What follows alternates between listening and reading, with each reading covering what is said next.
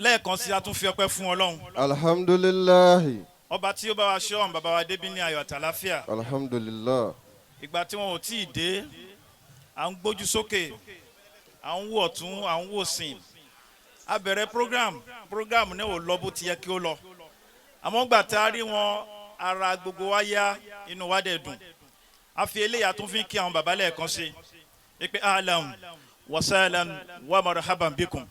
Ọlọ́run jẹ́ kárí àwọn bàbá pẹ́. Amina. Òòrùn wọn tí a fi ń ríran, abẹ́ bòjì wọn tí a ń jókòó sí ní gbogbo ìgbà. Tó yẹ pé tí a bá ti ran kọ̀ọ̀kan kan, tá a bá ti rántí orúkọ wọn, a dẹ̀ nígbàgbọ́ pé nǹkan náà dẹ̀ ń ṣe. Ó dẹ̀ ń gba ṣíṣe bẹ́ẹ̀ náà. Ọlọ́run jẹ́ kárí àwọn bàbá pẹ́ o. Wala la ilaha illallah. Amin. Lára ti àwọn bàbá, mo fi kí ẹjọ́ ẹja ká farabalẹ̀, mi ò ní gbà wá lásìkò. Èmi náà ti mọ̀ pé ńgbà tí bàbá ti dé, ká máa retí kí wọ́n ṣàdúrà fún wa lókun. Látara tí wọ́n mú kí ọ̀rẹ́ mi pàtàkì ó ní nǹkan ìní Fadilatu Sheikh Dr. Abdulgafar Adenokan. Adamallahu hayata. Oyè náà ń pọ̀ sí ni. Ọlọ́run ní jẹ́ kí ẹ máa padà síbò. Amina. Kò tí ì tó 30 years táwa ti mọ́ra. Ó dí lọ́pọ̀lọpọ̀ gan-an. Àmọ́ ńgbà tá a ti mọ́ra, àjọ ní àṣepọ̀ tó pọ̀. Muhammadu yẹn fẹ́ ju ẹni tí wọ́n ti mọ́ra ní 50 years lọ. Allah. Ọba tó fi àánú ẹ̀ tó fi pa wá pọ̀, kò ní fi bínú ẹ̀ kò ní fi tú wa ká. Amina. Tí mi ò bá ṣe ọdún ni wọ́n náà ń ṣe 30-year anniversary tá a ti bẹ̀rẹ̀ Zumfat ti Lagos chapter bí. Mashallah. Ọba tí ó ní kẹ́ bẹ̀rẹ̀ láyọ̀ tó dẹ̀ ń lọ síwájú. Kò sí ọdún kan ẹni tó bá notice ẹ̀ dáadáa tá a dé bí ìta ní rí nǹkan tuntun. Allah. Ó dẹ̀ tún yàtọ̀ bá a ṣe organize ẹ̀ ní last year. Tọdún ní ti yàtọ̀. Ti last year yàtọ̀ sí ọdún kẹta. Mo dẹ̀ nírètí pé bí a ṣe máa lọ náà nìyẹn. Ọba tó ń jẹ́ kẹ́ máa rò ó tó dẹ̀ ń gba rírò ẹ̀ ní máa padà síbò. Amina. Ọlá náà ṣe bẹ̀rẹ̀ ni. Ìgbádùn náà ṣe bẹ̀rẹ̀ ni. Wọ́n ní ọlá tí ẹṣin ò lè jẹ. Ìrun ẹ díẹ̀ ó máa jẹ lọ́pọ̀lọpọ̀. Àwọn àfáà tó dẹ̀ bá wa ṣe ọpẹ́ fún Ọlọ́run. Wọ́n ti sọ ọ̀rọ̀ ọpẹ́. Ẹ̀yin ìyàwó ẹ sá lọ jókòó. Wọ́n ti sọ ọ̀nà tí ọ̀nà bàbá àti gbogbo àwa ọmọ bàbá tí ọ̀nà wọn tó gbàjá sí ọpẹ́ látọ̀dọ̀ Ọlọ́run. Ọpẹ́ náà Ọlọ́run bá ò ní jẹ́ kó bàjẹ́ o. Amina. La ilaha illallah. Látara ti àlefa wa, mo fi kí gbogbo àwa àlárí Ọlọ́run tá wà níkàlẹ̀. Ẹ̀yin rijalullahi wa ibadullahi. Ẹ̀yin ahimatul masajid wa khutaba ulijawami. Kò sí ìgbàláàyè láti dárúkọ ẹnì kọ̀ọ̀kan. Látara tí wọ́n mo kí gbogbo àwa aláṣẹ látòrí Amir, gbogbo àwa tá a jẹ́ executive, mo kí ẹnì kọ̀ọ̀kan wa pátápátá. Mo kí gbogbo àwa olóyè látọ̀dọ̀ ìyá wa Nuratul Faido. Ṣé mo gbà á? Tí nìkan náà ni mo gbọ́. Látòrí tí mo fi kí gbogbo àwọn olóyè pátápátá. Mo wá kí gbogbo jọ̀mọ́ lọ́kùnrin àti lóbìnrin. Ọlọ́run jẹ́ kí a ṣe ọ̀pọ̀ ọdún láyé o. Amina. Má ṣe Mawlid ọdún ni, má ṣe ní àṣemọ́fẹ́ nìkọ̀ọ̀kan. Amina. Wala la ilaha illallah. Amin. Tí mi ò bá ṣe, mo rò pé tá a bá sọ pé à ń lọ síbi Mawlid, èròǹgbà wa náà ni pé a fẹ́ lọ kọ́ra wa lẹ́kọ̀ọ́. Báwo la Nabi ṣe lo ìgbésí ayé ẹ̀? Kí ló fi sílẹ̀ fún wa ní legacy? Tó yẹ pé tá a bá ń tọ̀ bákọ̀ ẹ̀ tá à ń tẹ̀lé ilé ayé wa dáadáa á rọrùn bákan náà. Nítorí pé kò sí aspect tí Ànábì ò dá sí. Tí wọ́n bá pè yẹn ní spiritual leader, Ànábì ní number 1. Tí wọ́n bá pè yẹn ní political leader, Ànábì náà ní number 1. Tí wọ́n bá pè yẹn ní scientist, gbogbo àwọn ọ̀rọ̀ tó ti sọ ẹ̀ẹ́dẹ̀ máa rí traces science lórí ẹ̀. Òun náà ní philosopher, òun náà ní psychologist. Ìyẹn ló fà á tó yẹ pé gbogbo àwọn ọ̀jọ̀gbọ́n láyé, pàápàá jọlọ ọ̀jọ̀gbọ́n kan tí wọ́n ń pè ní Joseph Hell, ó kó àwọn èèyàn jọ láyé, èèyàn 100. Ó dé access gbogbo wọn. Ó ní Ànábì ní the first láàrin àwọn the most influential person in the world. Èèyàn 100 ló study. Ẹni yìí ò ń ṣe Muslim, ẹni yìí Christian ni, ẹni yìí ò bá Ànábì láyé. Bẹ́ẹ̀ ń tara pé ó study gbogbo legacy ẹ̀, ó study àwọn ọ̀rọ̀ tó sọ, ó study súnú ẹ̀. Ó ní òun ò rí ẹnìkan tó lóun lè fi ṣe number 1. Ó wá ń sọ nínú preface ìwé yẹn. Ó ní ayé lè challenge òun. Ipe báyà òun wà bias lọ́jọ́ kó ń fi Ànábì ṣe number 1.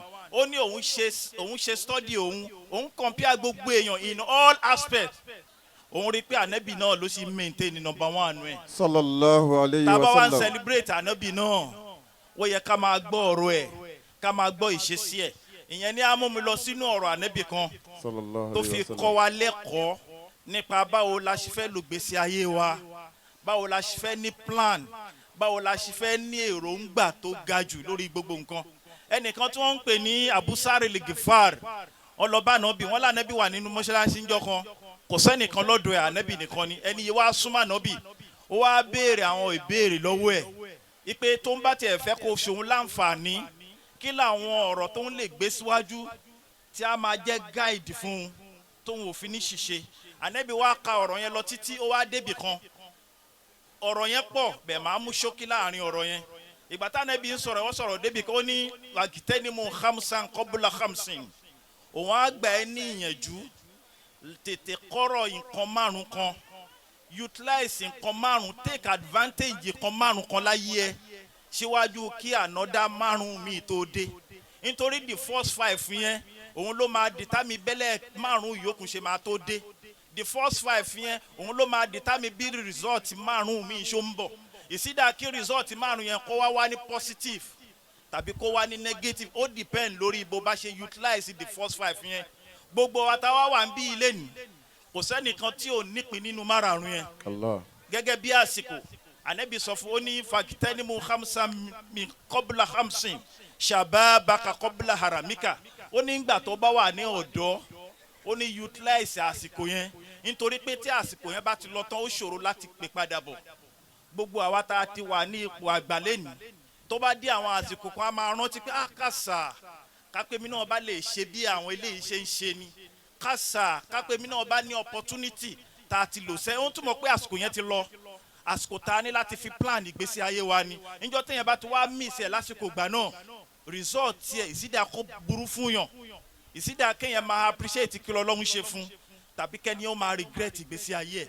àsìkò kan ní tí gbogbo àwa ọ̀dọ́ ta ní láti jí gìrì ipe báwo la ṣe fẹ́ ní plan ìgbésí ayé wa ká gbà pé ìgbà tá a wà lọ́dọ̀ òun náà ni the best time láti fi plan kí la fẹ́ dà lọ́jọ́ iwájú wa in the next 5 years kí la fẹ́ achieve in the next 5 years kí ni nǹkan ta fẹ́ achieve kí ni aim wa kí ni objective wa. gbogbo ẹni kọ̀ọ̀kan láyé ìjọ tó bá débì kan tó wà lọ́fíìsì kan òun láti ní plan pé nǹkan báyìí ni mo fẹ́ ṣe pàápàá jùlọ ńgbà tá a wà ní àsìkò ọ̀dọ́ tá a bá lọ wo challenge tó ń face wa lẹ́nu èèyàn á máa wò pé kí ni á lè jẹ́ ìgbésí ayé àwọn ọ̀dọ́ tó ń bọ̀ lẹ́nu. ọ̀pọ̀lọpọ̀ ọ̀dọ́ lẹ́nu ló involve nínú fornication ọ̀pọ̀lọpọ̀ ọ̀dọ́ lẹ́nu ló ti involve nínú kí wọ́n máa ṣẹ́yún káàkiri ẹ wá wò pé kí ni ìgbésí ayé àwọn eléyìí kí lọ́jọ́ ọ̀la wọn ṣọlọ́run tún ní nǹkan kan pamọ́ fún àbí òsì. ọ̀pọ̀lọpọ̀ ọ̀dọ́ lẹ́ni ló ti involve nínú drug ọ̀pọ̀lọpọ̀ ọ̀dọ́ lẹ́ni ló ti involve nínú crime ọ̀pọ̀lọpọ̀ ọ̀dọ́ lẹ́ni ló ti ba orúkọ ara ẹ̀ jẹ́ tó yẹ pé àwọn òbí gan náà ń sá fún. ọ̀dọ́ tó ti ba ìgbésí ayé ẹ̀ jẹ́ láti kékeré báyìí ẹ wò pé kí ni ìgbésí ayé ọ̀dọ́ yẹn ńgbà tó bá dàgbà tán. gẹ́gẹ́ bí àsìkò àwa òbí àwa náà níṣẹ́ tó pọ̀ tó gangan o kí ni fúnṣọ àwọn ọmọ wa Ọlọ́run gbé responsibility yẹn lé wa lórí. ìyẹn ló fà tá Ànábì sọ pé kullukum ra'in wa kullukum mas'ulun an ra'iyyatihi gbogbo yín lolùdárẹ́jẹ̀ ẹ̀yin ìyàwó ẹ̀jọ́ ẹ̀ ló máa. ẹ dákun ẹ jẹ́ kí a farabalẹ̀. ìyẹn ló fà tá Ànábì sọ pé kullukum ra'in wa kullukum mas'ulun an ra'iyyatihi gbogbo yín lolùdárẹ́jẹ̀ gbogbo yín ládẹ̀ béèrè ẹnu ta fún yín dájẹ́ fúnṣọ̀ gbésí ayé àwọn ọmọ yín ó wà láwọ́ àtẹ́lẹwọ́ yín báyìí. báwo lẹ ṣe pèpè àwọn irú ẹ̀kọ́ wo là ń kọ́ wọn tó lè ṣàǹfààní fún wọn lọ́jọ́ iwájú wọn. religion education ẹ̀kọ́ nípa ẹ̀sìn Ọlọ́run ṣàfihàn kọ́ wọn àbíjọ Sunday nìkan náà ni. moral education ẹ̀kọ́ nípa ìwà moral value ọ̀pọ̀lọpọ̀ lélẹ́ni ló ti destroy ló ti parẹ́ nítorí kò sí value kan nínú ẹ̀.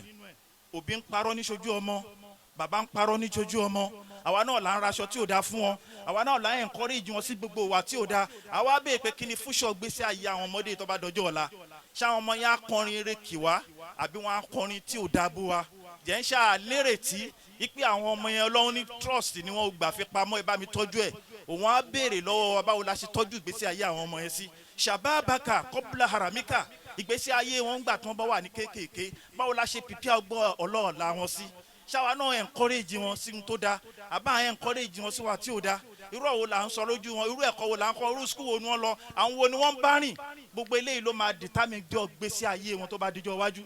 Níjọ́ táwa náà bá wá take care, ṣáà ń ráyè láti counsel àwọn ọmọ yẹn, ṣáà ń fún wọn ní advice, àbí wọn ò bá wa nílé lásìkò táwọn ọmọ yẹn ní advice. Pàápàá jùlọ ẹ̀yin ìyá wa, challenge táyé face lẹ́nìí òun náà ni gender equality. Whatever man can do, woman can do it far better. Competition wa ń ṣẹlẹ̀ nínú ilé láàrin ọkùnrin àti obìnrin. Responsibility obìnrin, ọ̀pọ̀lọpọ̀ obìnrin mi ti gbàgbé ẹ̀ lára pé ń wá gender equality. Ó ní first degree, èmi náà ní first degree. Ó ní master, èmi náà ní first degree àbí second degree. I can't be a full housewife. Ìyàwó ti jáde lọ, bàbá jáde lọ ní 6, ìyàwó náà jáde lọ ní 6. Àwọn ọmọ wa dé ta ni kí wọ́n gbé ìgbésí ayé àwọn ọmọ yẹn lé lọ́wọ́. Ànábì ní shababuka qabla haramika, káwọn ọmọ yẹn tó dàgbà. Kí ni responsibility wa? Níjọ́ tó bá ti get it wrong láti kékeré ó ti parí náà nìyẹn o. Ìyẹn ló fà á tí wọ́n sọ nínú òwe tàbí ọ̀rọ̀ hadith Ànábì tó pé al-ilmu fi sigar kanakshi alal ajar. Ìgbà tí a bá fi kọ́ àwọn ńgbà tí wọ́n bá wà ní kéékèèké kanakshi alal ajar, ó dà gẹ́gẹ́ bí ìwà tá a bá fà sára àpáta kò ní ẹ̀ fà parẹ́. Àmọ́ ẹ̀kọ́ tá a bá kọ́ ọjọ́ tí wọ́n bá dàgbà, òbí mi ń retí ńjọ́ tó mi á gbé admission letter lé lọ́wọ́. Ipò ń ti ní admission sí higher university, ìgbà yẹn ní àṣẹ máa wá cancel ẹ̀, ìgbà yẹn ní àṣẹ máa ra jàlábíà fún, ìgbà yẹn ní àṣẹ máa ra ìborùn fún, ó dẹ̀ ti late already. Àwọn ọmọ yẹn ti dé age tí wọ́n ń pè ní adolescent age of reasoning. tó yẹ pé ńgbà tó fẹ́ ṣe WAEC ní school wọ́n sọ fún mi pé your daddy may be a lawyer má jẹ́ kó influence ẹ kó lọ ṣe law, your daddy may be a medical doctor má jẹ́ kó influence ẹ kó lọ ṣe medicine. Ọmọ yẹn ti believe bẹ́ẹ̀ pé lóòótọ́ dẹ̀ ni òun lè choose career òun, àsìkò yẹn làwọn wá fẹ́ force ẹ̀ kó kí n ó ti late already. Shababuka qabla haramika, kí ni plan àwa gan lórí àwọn ọmọ yẹn, kí ni plan àwọn ọmọ gan lórí ara wọn. Níjọ́ tí wọ́n bá ti get it wrong láti pilẹ̀ wọ́n á padà regret ẹ̀ nígbẹ̀yìn ayé wọn. Ọ̀pọ̀lọpọ̀ ló ń regret, ló ń rìn káàkiri lẹ́nu. Ànábì sọ̀rọ̀ bẹ́ẹ̀. Ẹlẹ́ẹ̀kejì Ànábì ní sihataka qabla maradika, ó ní àlàáfíà ìgbà tó lálàáfíà lẹ́nu. Rántí pé àsìkò kan ń bẹ tí wàá fall sick nítorí nǹkan ò lè lọ bẹ́ẹ̀ títí. Níjọ́ tó bá ti ń jẹ tó mu wàá padà wàá fall sick, pàápàá jùlọ ní environment àwa ní Nàìjíríà lẹ́nu tó pé pollution everywhere, noise everywhere, tendency ká sick. Ìjọ́ tá àwa ti sick, preparation wa fún sickness níjọ́ tó bá ń bọ̀. Àlàáfíà tó fún wa báwo la ṣe protect ẹ̀, àlàáfíà tó fún wa báwo la ṣe enhance ẹ̀, kí là ń jẹ kí là ń mu. Ṣé nǹkan tí wọ́n ní ká má jẹ mọ́ kọ́ là ń mu káàkiri?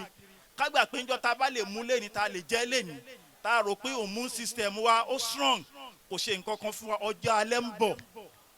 Gbogbo ohun tó ń ṣe ọ̀pọ̀lọpọ̀ sọ́pọ̀lọpọ̀ àgbà lẹ́ni tó bá dọ́ sweet wọn á sọ pé bó ṣe lo ìgbésí ayé ẹ̀ ní kékeré, àwọn nǹkan tó ti struggle láti ṣe, àwọn nǹkan tó ti jẹ, àwọn nǹkan tó ti mu, òun náà ló padà fa sickness sí lára.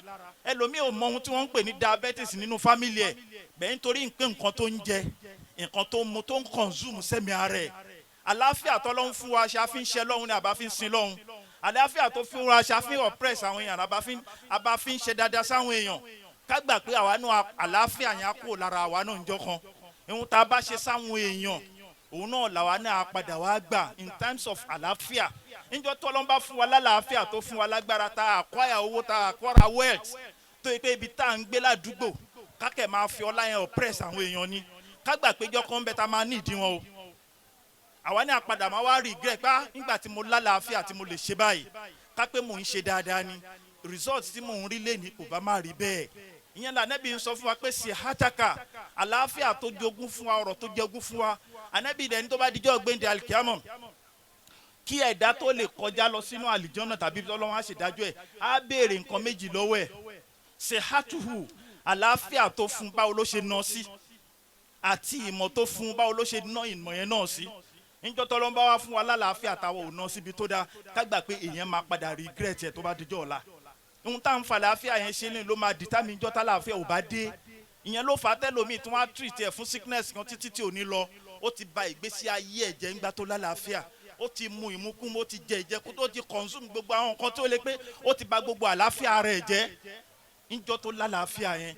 Ànábì ń fẹlẹ́ yìí kọ́ wa ká lè ní plan ipe gbogbo wa la máa sick níjọ́ kan.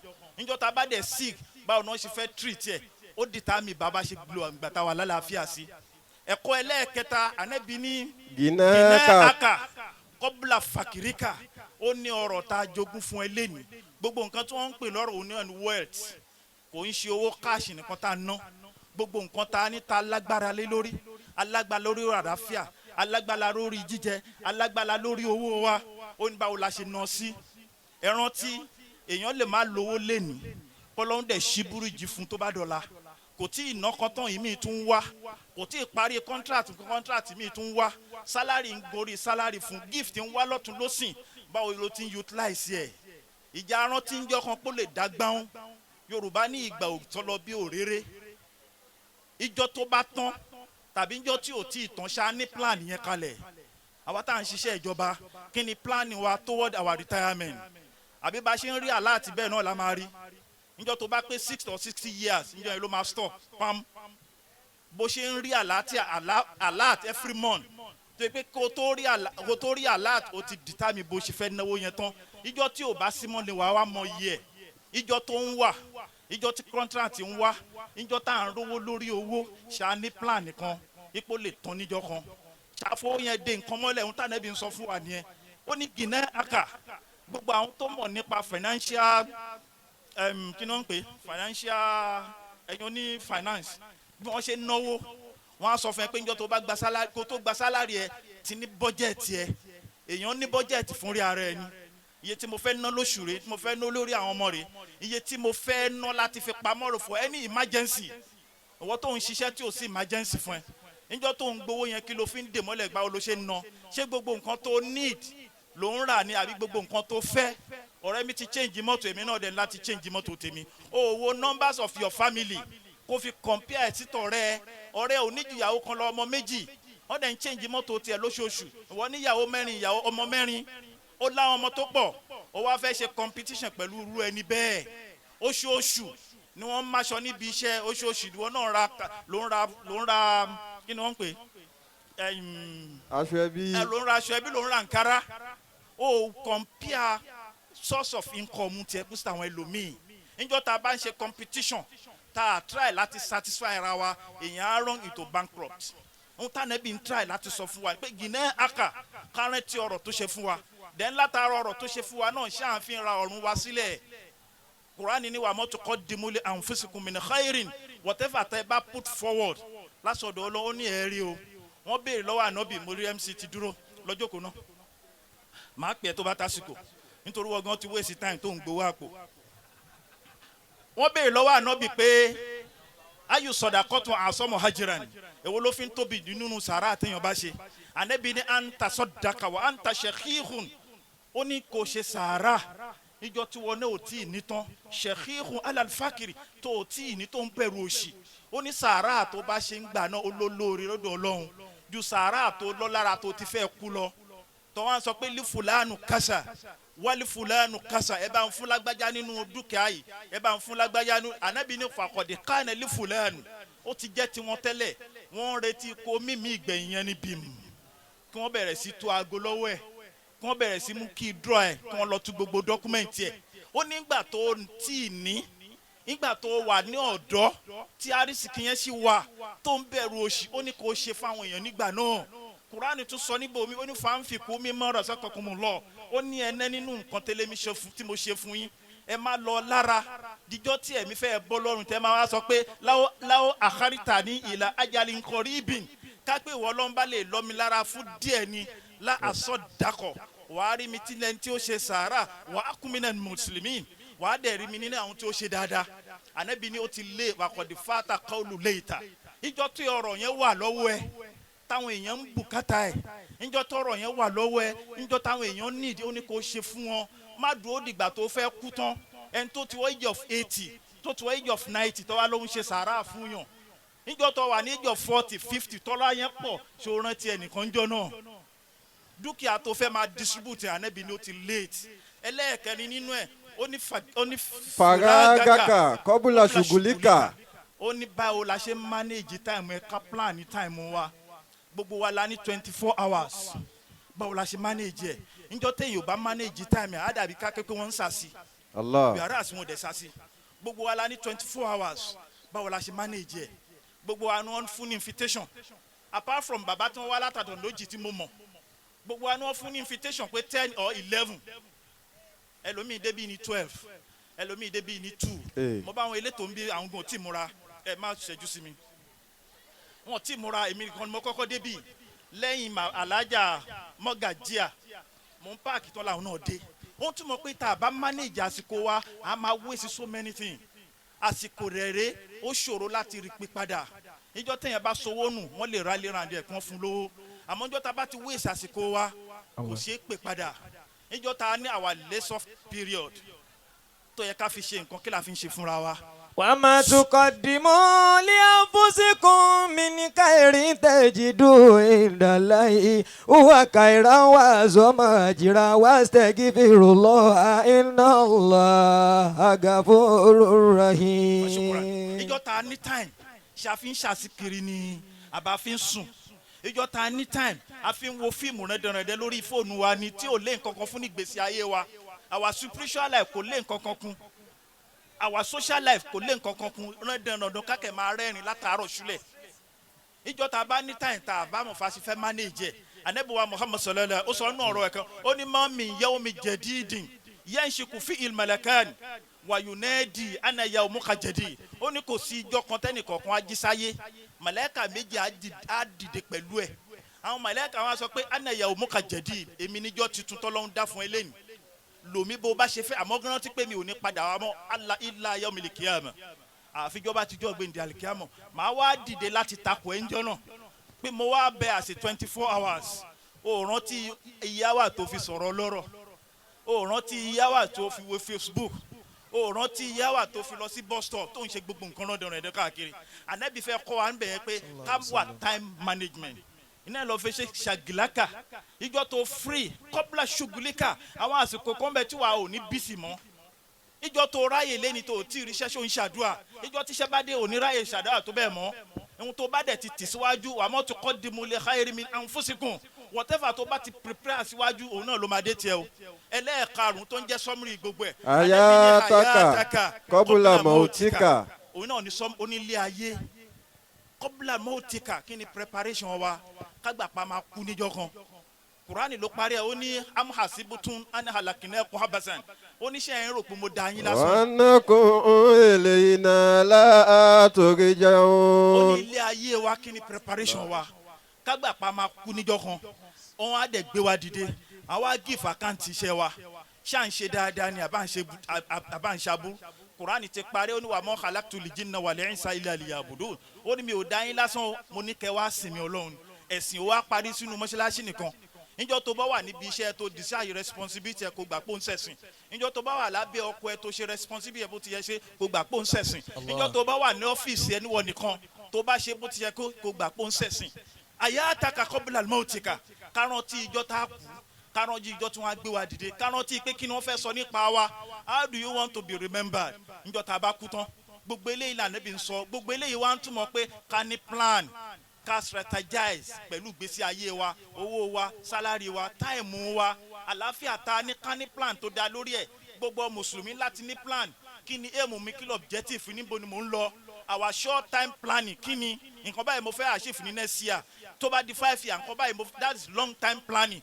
ìjọ téèyàn ò bá ti ní wọ́n ní ẹni tó bá plan who fails to plan plans to fail òyìnbó táwọn olóyìnbó máa sọ ni mi ò ní kò sí àsìkò wọ́n ti da bàbá ti fowó ránṣẹ́ wọ́n dẹ̀ ti ń túmọ̀ gẹ́gẹ́ bí ẹlẹ́kọ̀ọ́ kò sáǹfà nínú wọn máa sọ̀rọ̀ lọ títí káyọ̀ máa dìde tí wọ́n bá ti múrò àlámọ̀ báyìí wọ́n ti ń tó pé.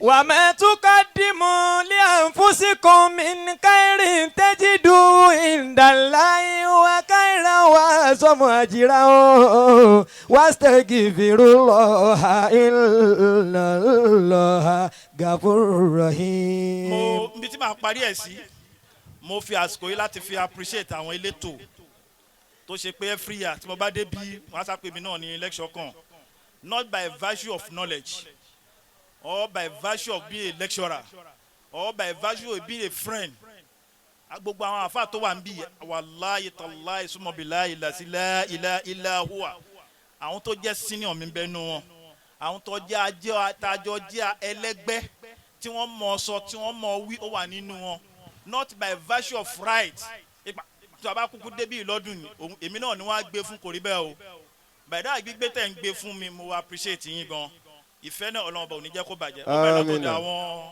amiru am ẹ̀yin ọwọ́ ọ̀tún òsìn ọwọ́ ọ̀tún àtòsí àti gbogbo ẹ̀yẹ elétò pátá tí ẹ̀ ń rorò mí mo appreciate ẹ̀ mo dẹ̀ appreciate ẹ̀yin àfáà náà tẹ́ ẹ̀ ń bá mi fìfẹ́ gbà á pé kí ló fẹ́ wí ẹ̀ ṣe é ní pé kí ló fẹ́ wí mo rí gbogbo everybody ó ṣòro káàfáà tó máa sọ̀rọ̀ káàfẹ́ ẹgbẹ́ ìjókòó báyìí ó ṣòro káàfáà máa sọ̀rọ̀ káàfẹ́ ẹgbẹ́ máa rẹ̀kọ́ọ̀dù ẹ̀ Allahu Akbar ọlọ́run ó ń túmọ̀ pé gbogbo àwa tá wà lára bàbá a kì í ṣe oníkèéta Allah. ó ń túmọ̀ pé gbogbo àwa tá wà lára bàbá ẹni tá níyàn wa mọ́ ni wá Allah. wá wọlá bàbá náà bí tí máa parí ẹ̀ sí ni ẹ wọlá àwọn tó ti ń da ẹnì kọ̀ọ̀kan náà tá wà lára àwọn tá àrùn kan pé tá a bá débí lọ́dún ni tí bàbá bá ṣàdúrà fún mi àdúrà mi á gbà ọlọ́mọ ṣàgbàdo ẹnì kọ̀ọ̀kan wa Amina. mo dúpẹ́ fún yín mo dúpẹ́ fún gbogbo àwọn elétò subahana rabbika rabbil izzati amma yasifun wassalamu ala al-mursalin walhamdulillahi rabbil alamin. Oniyide Sheikh Daud atọ́lọ́lá òmùra Oniyide Sheikh Daud atọ́lọ́lá òmùra Oniyide Sheikh Daud atọ́lọ́lá òmùra Oniyide Sheikh Daud atọ́lọ́lá òmùra. Bàbá wa gbà.